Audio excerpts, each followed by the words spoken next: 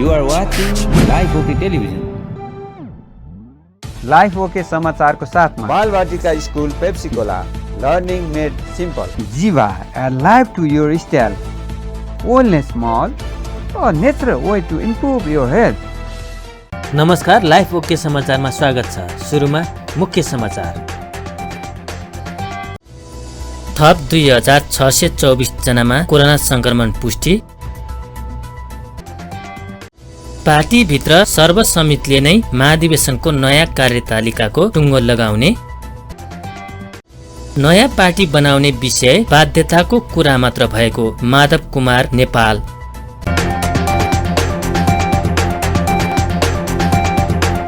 अब समाचार विस्तारमा।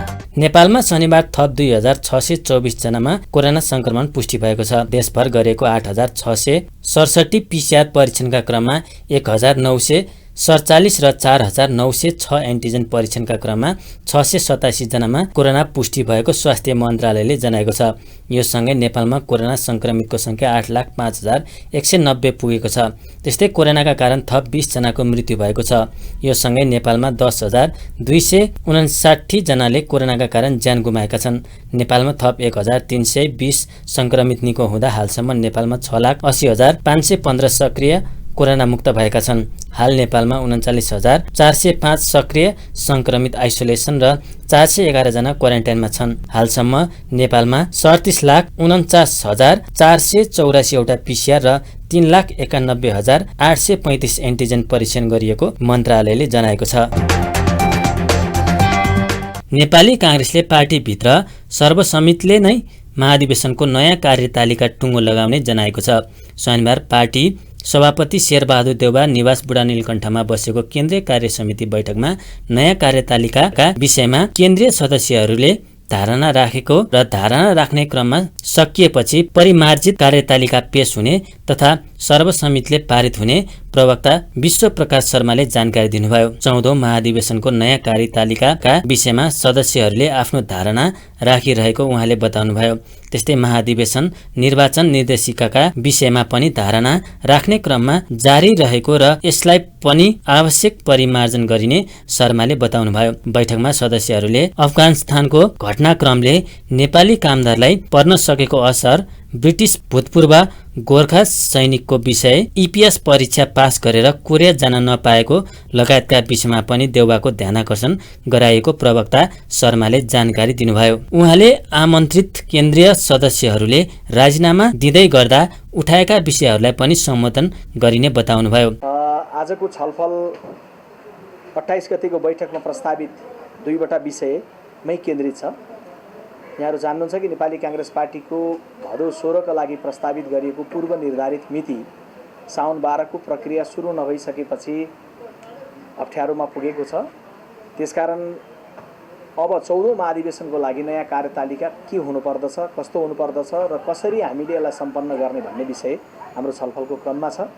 केन्द्रीय सदस्य साथीहरूले धारणा राखिसक्नु भए पछाडि परिवर्तित कार्यतालिका बैठकमा प्रस्तावित हुनेछ र हामी सहमतिपूर्वक त्यसलाई निर्माण गरेर अगाडि जानेछौँ। अर्को चाहिँ महाधिवेशन सम्पन्न गर्दै गर्दा आवश्यक पर्ने निर्वाचन निर्देशिकाको विषय पनि प्रस्तावित छ र त्यो निर्देशिकाको सन्दर्भमा पनि विभिन्न कोणहरूबाट साथीहरूको धारणा सुझावहरू आइरहेको छ। केन्द्रीय निर्वाचन समितिको बैठकबाट पारित भएर आएको र पार्टीका महामन्त्री पूर्णबहादुर खड्काले प्रस्तुत गर्नुभएको निर्वाचन निर्देशिकामा पनि आवश्यक परिमार्जन जे गर्नुपर्ने हुन्छ साथीहरूको सुझाव बमोजिम गरेर त्यो पनि बैठक टुङ्गिँदै गर्दा यसलाई पनि हामी अन्तिम रूप दिनेछौँ। यसका अलावा केन्द्रीय कार्य समितिको बैठकमा केन्द्रीय सदस्यज्यूहरूले राष्ट्रिय राजनीतिसँग सम्बन्धित र अन्य विविध विषयहरू पनि उठाइरहनु भएको छ। आजको बैठकमा बोल्ने क्रममा पार्टीका केन्द्रीय सदस्यहरूले अफगानिस्तानमा पछिल्लो जे घटनाक्रम भइरहेको छ त्यो घटनाक्रममा नेपालबाट गएका जति नेपाली युवाहरू कायमको क्रममा हुनुहुन्छ उहाँहरू कसैको पनि जीवन जोखिममा नपरोस्, नेपालीहरूको अवस्था के छ र आवश्यक पर्यो भने सरकारले उद्धार गर्ने प्रक्रियामा पनि सरकार गम्भीर बन्नुपर्छ भनेर सम्माननीय प्रधानमन्त्रीजीको ध्यानाकर्षण पनि गराउनु भएको छ। तपाईहरु जान्नुहुन्छ कि ब्रिटिश गोर्खामा रहेका गोर्खाली सैनिकहरू, भूतपूर्व गोर्खाहरूले आफ्ना मागहरू राखेर अनसन बसिरहनु भएको छ। यो बारेमा पनि बैठकमा केन्द्रीय सदस्य साथीहरूले प्रधानमन्त्रीको ध्यानाकर्षण गराउनु भएको छ। त्यस्तै यो विषयमा पनि तपाईँहरू जानकार हुनुहुन्छ कि बितेको 17-18 महिनादेखि इपिएस परीक्षा पास गरिसकेर पनि कोरिया जान नपाइरहेका युवाहरू र कतिपय चाहिँ कोरियाबाट छुट्टीमा आउनुभएकाहरूले पनि जान नपाइरहेको अवस्था छ। त्यसकारण सरकारले चाँडोभन्दा चाँडो त्यो अवरुद्ध प्रक्रियाको सम्बन्धमा गम्भीरतापूर्वक ध्यान दिएर कोरियाको जानुपर्ने नेपाली युवाहरूको मार्ग प्रशस्त गर्ने सन्दर्भमा ध्यान पुगोस् भनेर पनि ध्यानाकर्षण भएको छ। त्यस्तै गरेर कक्षा 12 को परीक्षा स्थगित भयो, तर त्रिभुवन विश्वविद्यालयको परीक्षा चलिरहेको छ। अन्य पनि विभिन्न तहका परीक्षाहरू चलिरहेका छन् र कतिपय हुने क्रममा छन्, नजिक आएका छन्। त्यसैले आजको बैठकमा साथीहरूले बोल्दै गर्दाखेरि सरकारमा हामी रहेको बेलामा कसैको पनि परीक्षाको कारणले गर्दा सुरक्षाको कुरा अप्ठ्यारोमा नपरोस् भनेर विद्यार्थीहरूले खोप चाँडो प्राप्त गर्नुपर्ने र विद्यार्थीहरूको खोपको सँगैमा जाँदै गर्दाखेरि परीक्षा पनि अवरुद्ध नहुने गरी कसरी कार्य गर्न सकिन्छ, सुरक्षाको लागि आवश्यक पर्यो भने परीक्षा रोकेर पनि जान सकिन्छ र परीक्षाभन्दा पूर्व खोप दिएर पनि यसलाई सुरक्षित व्यवस्थापन गर्न सकिन्छ भनेर ध्यानाकर्षण गराउनु भएको छ। राष्ट्रिय राजनीतिसँग सम्बन्धित, पार्टीको आन्तरिक जीवनसँग सम्बन्धित, महाधिवेशनसँग सम्बन्धित विविध विषयमा साथीहरूले धारणा राख्ने क्रम जारी छ। साथीहरूको धारणा राख्ने क्रम सकिए पछाडि प्रस्तावित परिमार्जित कार्यतालिका र निर्देशिका प्रस्तावित हुन्छ र त्यसपछि हामी महाधिवेशनको दिशामा अघि बढ्छौँ। आमन्त्रित केन्द्रीय सदस्यज्यूहरूले राजीनामा दिँदै गर्दाखेरि उहाँहरूले खास गरी हामी काममा पनि समान छौँ, केन्द्रीय सदस्य र आमन्त्रित केन्द्रीय सदस्य जब काममा समान छौँ भने अधिकारमा पनि समान हुनुपर्छ भन्ने खालको उहाँहरूले माग राख्नु भएको छ। आमन्त्रित केन्द्रीय सदस्यले यदि केन्द्रीय कार्य समितिमा मतदान गर्नुपर्ने अवस्था आयो भने उहाँहरूले मतदान गर्न पाउनुहुन्न। त्योभन्दा बाहेक उहाँहरूलाई सबै विषयमा चाहिँ समान अधिकारको जुन व्यवस्था छ त्यो बमोजिम महाधिवेशनमा प्रतिनिधित्वको सवालमा पनि त्यसरी नै सम्बोधन होस्।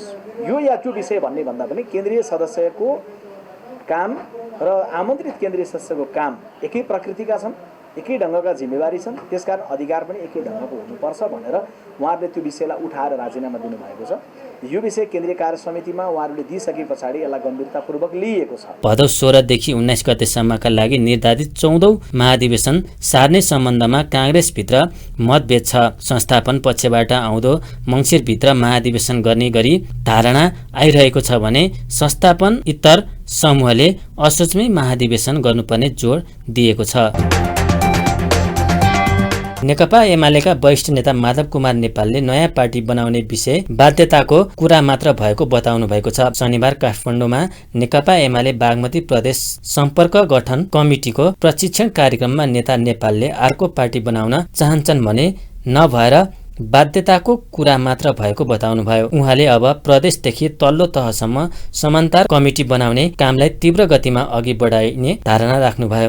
नेता नेपालले एमाले भित्र रहेको गलत र अहङ्कारी प्रवृत्तिले जनविश्वास गुमेको भन्दै आफ्ना लागि मैदान खाली रहेको उल्लेख गर्नुभयो। अपमान सहेर एकता नहुने र त्यस्तो अवस्थामा असहज बाटो लिनु बाध्यता हुने उहाँको भनाइ छ।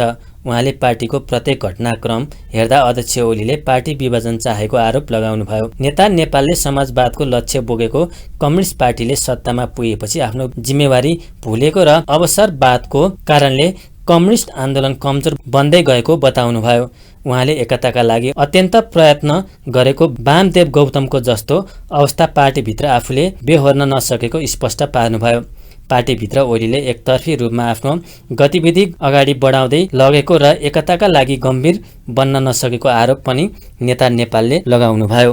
हामी सबैलाई थाहा छ कि हाम्रो पार्टी पुरा गम्भीर मोडमा उभिएको छ। एकता र विभाजनको दो बाटोमा उभिएको छ। हामी एकता चाहिरहेका छौँ, तर पार्टीको अध्यक्षको हैसियतले अहिलेसम्म बसिरहनुभएका केपी ओली विभाजन चाहिरहनु भएको छ। उहाँको विभाजनकारी प्रवृत्ति प्रत्येक घटनाहरूमा देखा परेको छ। उहाँलाई जब आलोचना गरियो, उहाँलाई पार्टीको विधिमा बाँध्न खोजियो, जब सरकारको कामलाई राम्ररी गर्नुहोस् भने सुझावहरू दिए। उहाँलाई सुझाव पनि मन परेन, आलोचना पनि मन परेन, विधि पद्धति मन परेन र त्यसपछि उहाँले भन्न थाल्नुभयो मलाई घेराबन्दी गर्ने, मेरो हात खुट्टा बाँध्ने। उहाँले भन्न खोजेको के हो भने मलाई निर्देशन दिने मान्छे यस धरतीमा जन्मेको छैन। को निम्ति अत्यन्तै प्रयत्न गर्ने कमरेड वामदेव गौतमको कुरा सुनिसक्नुभयो। यो विधानमा अझै केही कुराहरू पुगेकै छैन। त्यसो हुनाले विधानमा ती कुरा मिलाइयोस् भनेर उहाँले प्रस्ताव राख्नुभयो। के प्रस्ताव राख्नुभयो भने अबदेखि नेकपा एमालेको अध्यक्षलाई कसैलाई पनि गद्दार घोषणा गर्ने अधिकार रहनेछ, कसैलाई पनि देशद्रोही भनेर भन्न पाउनुहुन्छ, कसैलाई पनि उहाँले आम माफी पनि दिन पाउनुहुन्छ। उहाँ सर्वे सर्वा सर्वशक्तिशाली अध्यक्षको रूपमा यो विधानमा व्यवस्था गरौँ। विधान अधिवेशन गरिसकेपछि के को लागि विधान बनाइएछ भन्ने कुरा त उहाँले प्रतिनिधि सभाको रोस्टरमा उभिएर बोलिसक्नु भएको छ। म चुनाव गराउने थिएँ, चुनाव हुनेछ, चुनाव भइसकेपछि फेरि हामी फर्किनेछौँ, म फर्किनेछु। उहाँको नियत के छ भन्ने कुरा लुकेको छैन। उहाँले पदाधिकारीहरूको व्यवस्था गरेको तपाईँ देख्दाखेरि नियत के छ भन्ने कुरा बुझ्न कुनै अप्ठ्यारो मान्नु पर्दैन।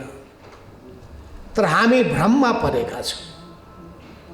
त्यो विधान पनि खारेज हुन्छ रे, उहाँका निर्णय पनि खारेज हुन्छन् रे। कुन चाहिँ निर्णय खारेज भएछ? एउटा कुनै निर्णय खारेज भएको छ? कुनै एकजना मान्छे पनि पछि हटाइएको छ? उहाँले एकलौटी रूपमा, एकतर्फी रूपमा आफ्नो कदम अगाडि बढाउनु भएको छ। अब उहाँको नियत सर्लङ्ग भएको छ। यो सबै समस्याको कारक को त? हामी या केपी ओली? दुई नेताको झगडा हो यो। दुई नेताको झगडा हो भने वामदेव कमरेडले किन उहाँको राजीनामा माग्नु भएको? दुई नेताको झगडा हो भने पार्टीका स्थायी कमिटीका सदस्यले उहाँहरूको दुईटै पदबाट राजीनामा किन माग्नु भएको हो? उहाँले भनेको कुरा त माधव नेपाल जस्ताकालाई यो पार्टीमा ठाउँ छैन। उहाँको आदेश, उहाँले भनेको एक एक शब्दहरू हेर्ने हो भने त्यो शब्दले उहाँको स्तर बताउँछ, उहाँको कल्चरल लेभल, सांस्कृतिक उहाँको स्तर बताउँछ। वास्तवमा हामीले नेताको पार्टी बनाउन खोजेको होइन, विचारको पार्टी बनाउन खोजेको हो, विधिमा चल्ने पार्टी बनाउन चाहेको हो। किनभने कमरेड पुष्पलालले हामीलाई सिकाउनु भएको छ, कम्युनिस्ट पार्टीमा नेता प्रधान हुँदैन, नीति प्रधान हुन्छ। हामी प्रतीक्षा गरिरहेका छौँ केपी ओलीले कुनै पश्चाताप गर्नुहुन्छ कि? हामी पनि कति कमलो हेर्दैका छौँ भने अब सुध्रिएलान्, अब सुध्रिएलान्, अब त घैँटोमा घाम लाग्ला, अब त त्यो बालुवाबाट तोरी पेले जस्तै पेल्दाखेरि तेल निस्केला कि भन्यो। त्यो बालुवा पनि कस्तो सुकाएर छ भने तेलको थोपा पनि निकाल्दैन। हेर्नुहोस्, वामदेव कमरेडले तेल पेलेकै तेल, बालुवा पेलेकै गर्नुभयो, तेलै निस्केन। अहिले पनि हाम्रा केही कमरेडहरू तेल पेल्नका, त्यो बालुवा पेल्नका लागि लागिरहनु भएको छ। पेल्यो पेल्यो पेल्यो, कसैले पनि निस्किँदैन। भनेपछि केपी ओलीले सबै सीमा नाग्नुभयो। विचारमा उहाँमा ठुलो स्खलन आयो। माधव नेपाल अर्को पार्टी बनाउन चाहन्छन् भन्ने होइन, त्यो बाध्यताको कुरा मात्रै हो। त्यस हुनाले अहिले हिजो मात्रै पनि अष्टलक्ष्मी साक्य कमरेडले बागमती प्रदेशको पार्टी कमिटीको भेलामा भन्नुभयो प्रष्ट रूपमा कि अब सबै ठाउँमा कमिटीलाई हामी पनि समानान्तर कमिटी बनाउने कामलाई तीव्र गतिका साथ लिएर जाउँ, प्रदेशभरि लिएर जाउँ, जिल्ला जिल्ला, पालिका पालिका, वडा वडामा, बुथ बुथमा कमिटी बनाऊ, पार्टी सङ्गठन बनाऊ, जनवर्गीय सङ्गठन बनाऊ, भेला प्रशिक्षणहरू गरौँ, कार्यकर्तालाई उत्साहित गरौँ। म पनि हिजो सहभागी भएको थिएँ। सबै स्थितिले गर्दाखेरि उहाँले त पछि भनिसक्नु भएको छ कि माधव नेपाललाई अब यहाँ कुनै ठाउँ छैन, माधव नेपाललाई कुनै ठाउँ छैन। अब यति भनिसकेपछि अब गर्ने के, उहाँ गर्ने के, भौतिक आक्रमणको धम्की दिने, माधव नेपाललाई गद्दार भन्ने, अनि दोस्रो अध्यक्ष पनि दिने। फेरि पहिले तेस्रो अध्यक्ष दिनुभएको थियो उहाँले कृपा गरेर। कृपाको मैले दान लिए स्वीकार गर्न मानिनँ, मैले चाहिँदैन तेस्रो अध्यक्ष भने। त्यस दोस्रो अध्यक्ष दिन खोज्नुभयो, 2 नम्बरी अध्यक्ष। के हुन्छ 2 नम्बरी अध्यक्ष हालत? मैले हुन्न भने मैले, अनि दोस्रो अध्यक्ष दिन्छु भन्दा पनि माधव नेपाल मानेनन् गीत गाउनु, गीतै बनाइदिए हुन्छ उहाँका प्रत्येक अभिव्यक्तिलाई लिखन। कार्यक्रममा नेता नेपालले एमाले बागमती प्रदेश सम्पर्क संगठन कमिटीका सदस्यहरूलाई शपथ खुवाउनु भएको थियो। नेकपा माओवादी केन्द्रका अध्यक्ष पुष्पकमल दाहाल प्रचण्डले आगामी पुस 11 देखि 13 गतेसम्म राष्ट्रिय सम्मेलन गर्ने प्रस्ताव गर्नुभएको छ। शनिबारबाट काठमाडौँमा सुरु माओवादीको केन्द्रीय कमिटी बैठकमा राजनीतिक सांगठनिक प्रतिवेदन पेश गर्दै राष्ट्रिय सम्मेलनको प्रस्ताव गर्नुभएको हो। प्रस्तावमा यही भदौ मसान्तभित्र देशैभरि पार्टी सदस्यता वितरण एवं नवीकरणको काम सम्पन्न गर्ने उल्लेख छ। असोजमा टोलदेखि ओडा हुँदै गाउँ सम्मेलनहरू गरिसक्ने र कार्तिकमा जिल्ला अधिवेशन गर्ने भनिएको छ। त्यस्तै बैठकमा प्रचण्डले विधान मस्यौदा प्रतिवेदन पेश गर्नुभएको थियो। विधान कार्यदल र संगठनात्मक कार्यदलले अघि सारेका प्रस्तावका साथै अध्यक्षको प्रतिवेदनमाथि छलफल गर्न विभिन्न 8 समूह गठन गरिएको माओवादी प्रवक्ता नारायण काजी श्रेष्ठले जानकारी दिनुभयो। 7 प्रदेशका 7 वटा र भूगोल बाहेकका केन्द्रीय सदस्यहरूको एक गरी 8 समूहमा छलफल गरेर आइतबार 11 बजे बस्ने बैठकमा सुझाव पेश गर्ने कार्यतालिका रहेको उहाँले बताउनुभयो। हाम्रो पार्टी नेपाल कम्युनिस्ट पार्टी माओवादी केन्द्रको केन्द्रीय समितिको बैठक आज देश र जनताको निम्ति सङ्घर्ष गर्नुहुने ज्ञात अज्ञात शहीदहरूप्रति 1 मिनट मौन धारण सहितको श्रद्धाञ्जली र राष्ट्रिय गान र अन्तर्राष्ट्रिय गाएर प्रारम्भ भयो। कमरेड पुष्पकमल दाहाल प्रचण्डको अध्यक्षतामा सुरु भएको आजको बैठकले सबभन्दा पहिले बैठकको कार्यसूची पारित गर्यो। अध्यक्ष कमरेड प्रचण्डद्वारा प्रस्तुत एवं पारित कार्यसूचीहरूमा पहिलो अध्यक्ष कमरेडद्वारा अहिलेसम्मको राजनीतिक परिस्थितिको जानकारी बैठकलाई गराउने, दोस्रो अध्यक्ष कमरेडद्वारा नै राजनीतिक प्रतिवेदन र विधान संशोधन प्रस्ताव प्रस्तुत गर्ने,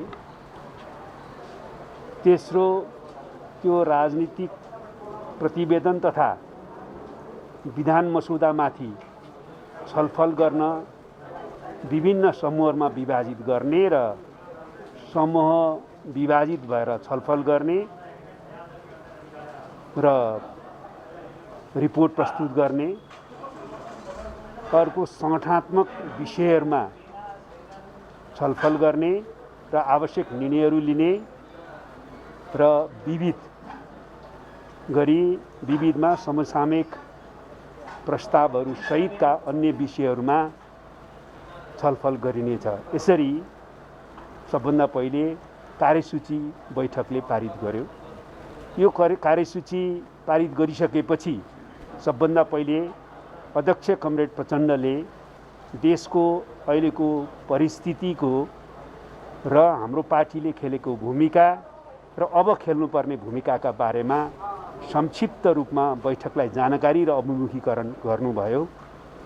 त्यस पछाडि अध्यक्ष कमरेडले नै राजनीतिक प्रस्ताव प्रस्तुत गर्नुभयो र विधान संशोधन मसौदा प्रस्ताव पनि प्रस्तुत गर्नुभयो र त्यो दुवै प्रस्तावहरू प्रस्तुत गरिसकेपछि 8वटा समूहमा केन्द्रीय समितिका सदस्यहरूलाई विभाजित गरिएको छ। त्यसअघि बैठकलाई सम्बोधन गर्दै प्रचण्डले प्रतिगामीहरू नयाँ योजनाका साथ अघि आउन सक्ने सम्भावना रहेकाले पार्टी पंक्ति सचेत हुनुपर्ने बताउनु भएको थियो। प्रचण्डले केन्द्रीय समिति बैठक सकिएपछि सरकारको सन्दर्भमा सघन ढङ्गले छलफल हुने जानकारी गराउनु भएको थियो।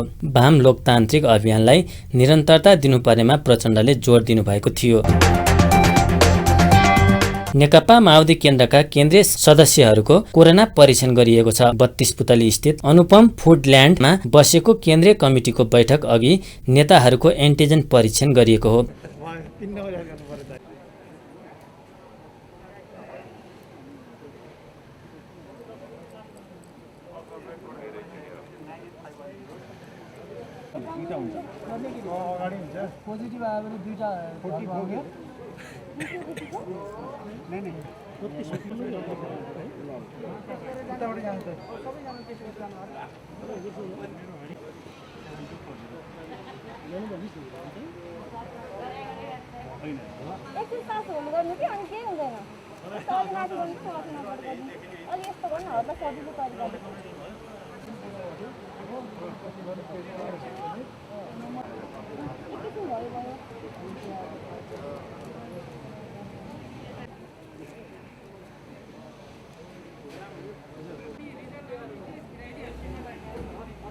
परीक्षणका क्रममा रिपोर्ट नेगेटिभ आएका सदस्यहरूलाई बैठकमा सहभागी गराइएको माओवादीले जनाएको छ।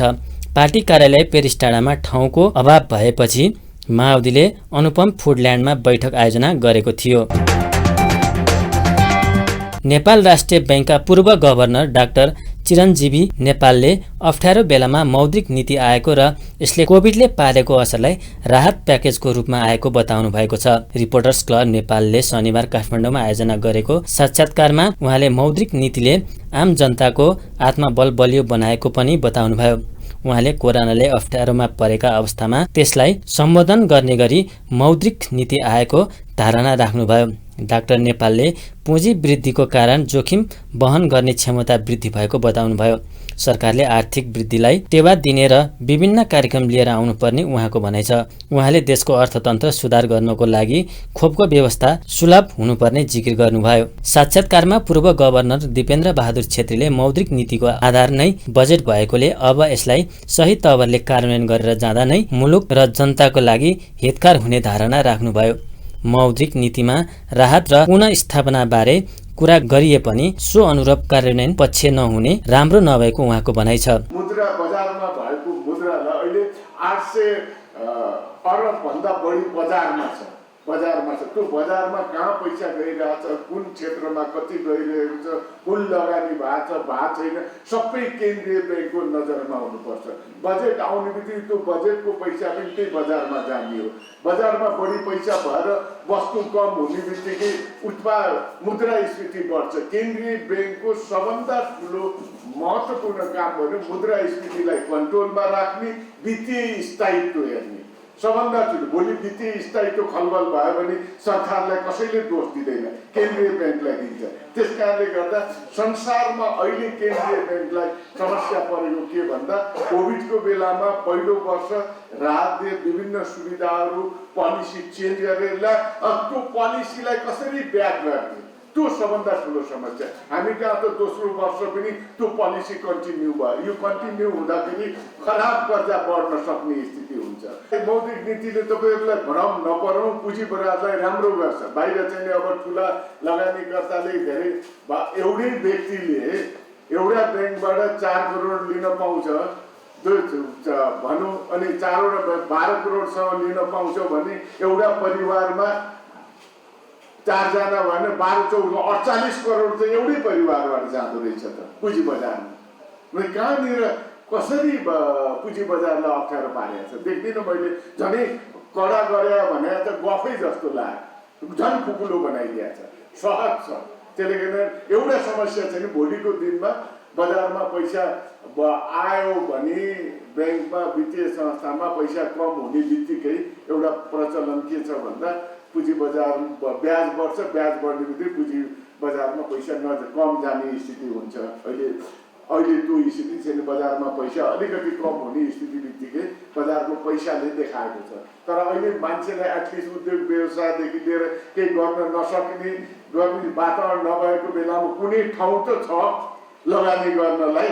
हामीले यति रकम चाहिँ स्वीकृत गरेका छौँ मात्रै भन्छ, त्यो भने त आकाशको फल जस्तै हो।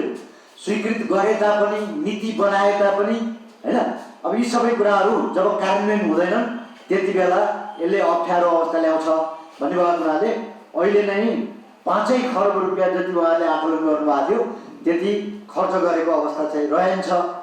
त्यसो हुँदाहुँदै पनि उहाँहरूले तथ्य र तथ्याङ्क दिएको कुरा सानो म यहाँसँग निवेदन गर्छु। 1,04,109 ऋणीहरूलाई 1,61,44 करोड रुपियाँ विभिन्न उहाँहरूमा पुनर्कर्जादेखि लिएर सहुलियत ऋणदेखि लिएर यताउता सबैमा चाहिँ हामीले बाँडेका छौँ भन्नुभयो। त्यस्तै यो उसमा चाहिँ पनि आएर चालु पुँजी कर्जा भनेको के भने तत्कालै भनौँ उद्योग व्यवसायहरूलाई चाहियो भनेदेखि 20% तपाईँहरूले दिन सक्नुहुन्छ भनेर ब्याङ्कलाई भनेकोमा 16,182 जनालाई 14,24 करोड रुपियाँ दिएको छ।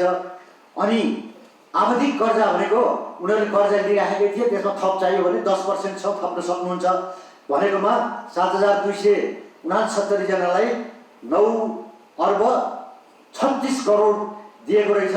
यस्तै ग्रेस अवधि भनेर 993 जनालाई 52 अर्ब दिएको रहेछ।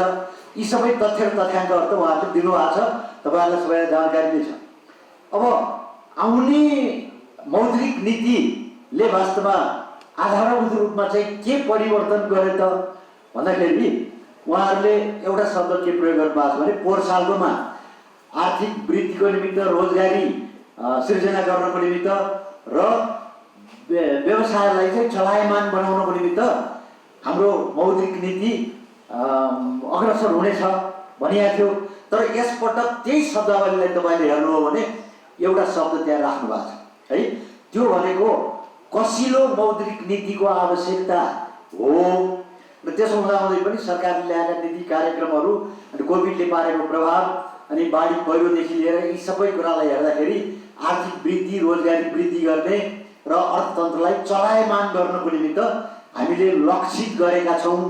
त्यसको निमित्त गएको सालमा लिएका नीतिहरूलाई हामीले यथावतै राखेका छौँ, खास गरी कोभिडले पारेको प्रभाव। यसपटकको मौद्रिक नीतिमा गत सालको तुलनामा केही जाँगर चलाएर आफूहरू अघि बढ्छौँ भनेर आश्वासन दिएको पनि छेत्रीको भनाइ छ।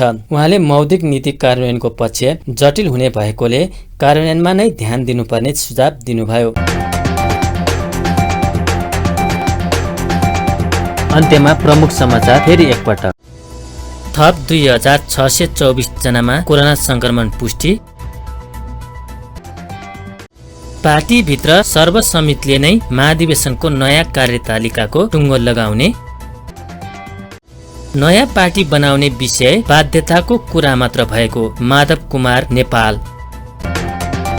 हस्त अहिलेका लागि लाइफ ओके समाचार यति नै। हेर्दै गर्नुहोला लाइफ ओके टेलिभिजन। नमस्कार।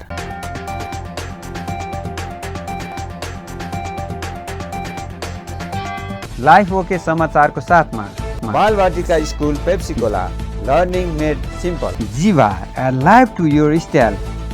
Wellness Mall, a natural way to improve your health.